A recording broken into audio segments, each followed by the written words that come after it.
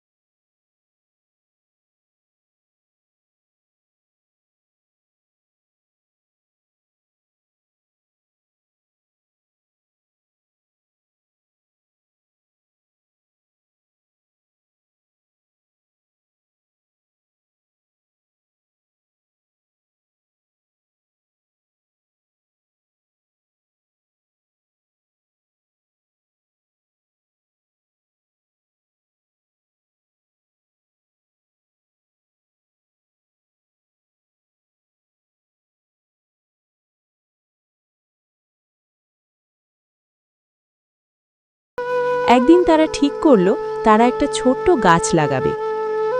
চলো আমরা একটা আম গাছ লাগাই। কিন্তু কেন? যখন বড় হব তখন এই গাছের ছায়ায় বসে গল্প করব। দারুণ আইডিয়া।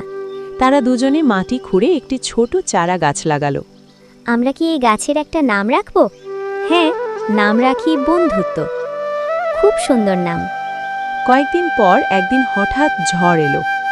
রাহুল, আমাদের গাছটা ভেঙে যাবে না তো? চিন্তা করো না, আমরা ওকে রক্ষা করব।